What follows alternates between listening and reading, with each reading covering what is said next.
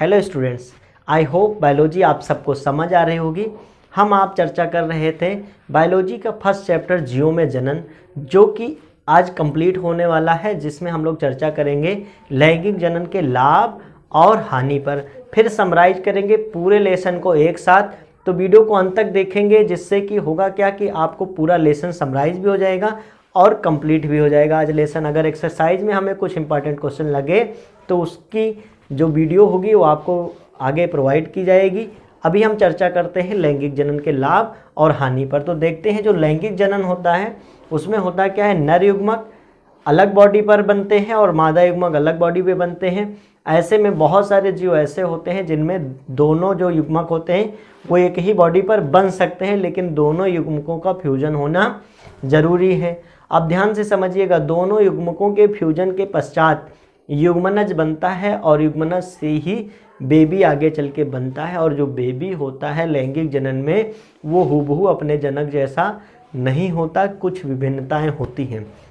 इसीलिए जो लैंगिक जनन होता है इसमें कुछ लाभ होता है और हानियां भी होती हैं, या इसके हम लोग कहते हैं डीमेरिट्स भी होते हैं। तो उन पर चर्चा करते हैं। सबसे पहला है लैंगिक जनन के लाभ, एडवांटेज आखिर क्या क्या है लैंगिक जनन के। तो सबसे पहले जो संतान होती है उसमें विभिन्नता पाई जाती है, संतान में विभिन्नता पाई जाती है, वैरायटी आ जाती है और डिफ्रेंशिएट कर सकते हैं कि ये एक पीढ़ी थी और दूसरी पीढ़ी उससे ज़्यादा प्रबल और सक्षम है। बहुत जगह आपने एग्जाम्पल ऐसा सुना होगा कि जो पहले की पीढ़ियाँ थी मानो कि वो ज़्यादा सक्षम थी। आज की पीढ़ियाँ, आप सब ये एग्जाम्पल सुन के पक चुके होंगे कि जो आज की पीढ़ियाँ हैं वो योग्य नहीं है, वो सक्षम नहीं है। जबकि ये बिल्कुल भी जो साइंस का नियम है, इवोल्यूशन का नियम है, उसको खंडित करने वाली बात है, जिसका कोई भी साक्ष्य नहीं है।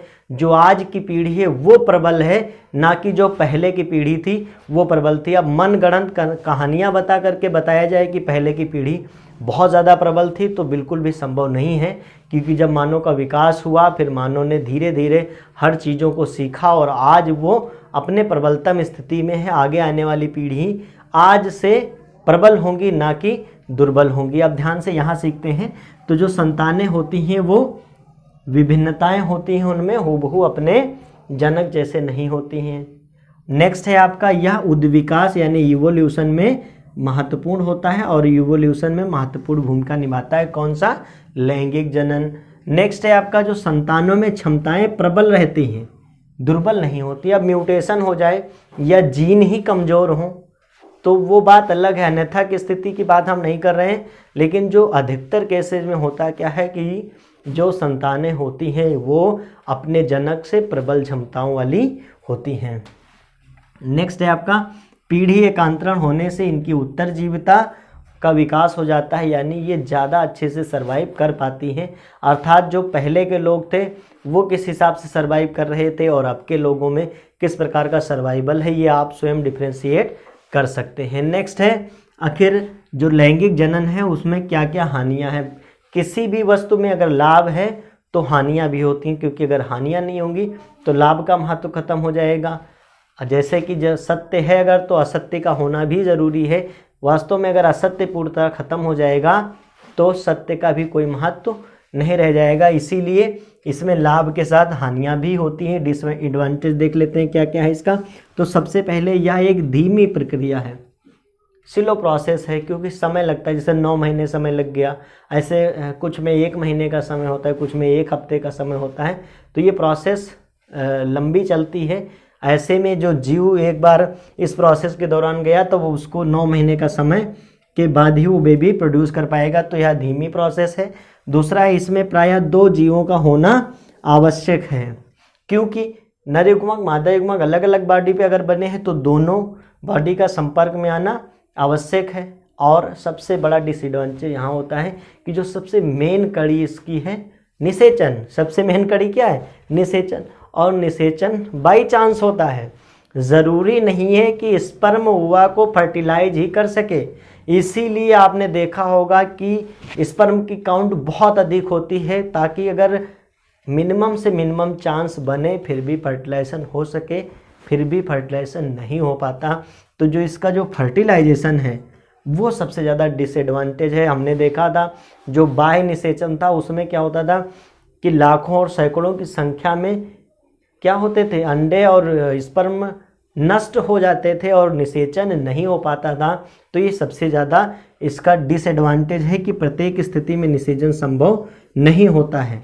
और ये कैसा होता है, बाई चांस होता है, ये फैक्टर बाई चांस होता है कि निषेचन हो गया तो हो गया और नहीं हो पाया तो नहीं हो पाया। तो अब हमने ये चैप्टर पूरा कंप्लीट कर लिया। अब इसको हम समराइज करते हैं। तो जीवों के जनन में हमने ये जाना स्टार्टिंग में कि जनन क्यों आवश्यक है, जिसमें हमने जाना कि अगर कोई जाति निरंतर रूप से पृथ्वी पर बनी रहनी चाहती है तो उसे प्रजनन करना अति आवश्यक होगा, क्योंकि एक जीव का एक जीवन काल होता है जिसके बाद वो समाप्त हो जाता है। अब जब जीव समाप्त हो गया तो उसको अपनी नई पीढ़ी उत्पन्न करना आवश्यक है, अदरवाइज उसकी जाति जो है वो खत्म हो जाएगी। तो हमने जाना कि अपने समान संतान उत्पन्न करने की क्षमता को ही हम लोग जनन कहते हैं। अब ये क्षमताएं क्या करेंगी, आगे की संतान उत्पन्न करेंगी। अब इनमें दो मेथड हमने जाना। सबसे पहला मेथड था एसेक्सुअल रिप्रोडक्शन और दूसरा था हमारा सेक्सुअल रिप्रोडक्शन। एसेक्सुअल रिप्रोडक्शन में हमने कई विधियां पढ़ी कि इसकी कई विधियां होती हैं। मुख्य रूप से हम लोगों ने 6 विधियों को जाना। सबसे पहला था द्विविभाजन, बहुविखंडन, बीजाणु जनन, पुनरुद्भवन, कायिक जनन और मुकुलन। तो ये 6 विधि हम लोगों ने वहाँ जाना। और फिर हमने कायिक जनन को विस्तार पूर्वक पढ़ा कि प्राकृतिक कायिक जनन जो जड़ द्वारा, तने द्वारा, पत्ती द्वारा हो रहा था। ऐसे ही कृत्रिम हम लोगों ने पढ़ा कायिक जनन कैसे होता है, कलम लगाकर, दाब लगाकर, है ना, और सूक्ष्म प्रवर्धन आदि विधियों द्वारा हम लोगों ने पढ़ा। ग्राफ्टिंग भी पढ़ी थी। तो ये कायिक जनन हो गया था। फिर हमने जाना कि अलैंगिक जनन का क्या लाभ है और क्या हानि है। फिर हम लोगों ने चर्चा किया लैंगिक जनन पर। लैंगिक जनन क्या होता है, द्विजीव जनन होता है, जबकि एकल जीव जनन क्या होता था, अलैंगिक। तो जो लैंगिक जनन है द्विजीव जनन है। इसमें नर युग्मक और मादा युग्मक आपस में फर्टिलाइज होकर के जाइगोट का निर्माण करते हैं, जिसके बाद नई पीढ़ी उत्पन्न होती है। अब इसमें हम लोगों ने इसकी प्रोसेस जाना। इसके आधार पर, लैंगिकता के आधार पर जीव 2 प्रकार के होते हैं, एक लिंगी, द्विलिंगी। अभी हम लोग ये भी जानेंगे कि जो लैंगिकता के लक्षण के आधार पर जो एक जीव होता है उसमें 3 प्रवस्थाएं पाई जाती हैं। सबसे पहले किशोरावस्था, फिर प्रजनन अवस्था, फिर जीर्णावस्था। ये भी चर्चा कर लेते हैं। जो किशोरावस्था होती है उसमें एक्चुअल में जो जंतु होता है वो प्रजनन से पहले की अवस्था होती है जिसमें उसका विकास होता है। फिर प्रजनन अवस्था के दौरान वो प्रजनन करता है और जीर्णावस्था में उसकी प्रजनन शक्ति समाप्त हो जाती है।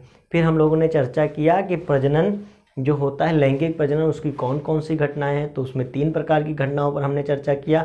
सबसे पहला था निषेचन से पूर्व की घटनाएं, जिसमें हमने युग्मक का निर्माण कराया युग्मक जनन द्वारा, फिर युग्मक का स्थानांतरण कराया, फिर होगा निषेचन, आपका नर युग्मक और मादा युग्मक का आपस में फ्यूजन, निषेचन हो गया। और निषेचन के बाद निषेचन पश्च घटनाओं में हमने जाना कि कैसे युग्मनज बना और फिर युग्मनज से भ्रूण का निर्माण कैसे हुआ। तो ये सब बातें कंप्लीट करने के बाद हम लोगों ने पढ़ा लैंगिक जनन के कौन कौन से लाभ हैं और लैंगिक जनन से कौन कौन सी हानियां हैं। अब अगर एक्सरसाइज में मुझे कुछ महत्वपूर्ण लगे क्वेश्चन तो उनको ज़रूर आपके सामने लाएंगे। तो मिलते हैं अगले वीडियो में। तब तक के लिए यूं ही पढ़ते रहिए, हमेशा मुस्कुराते रहिए, अपना और अपनों का ख्याल रखिए। बहुत बहुत धन्यवाद।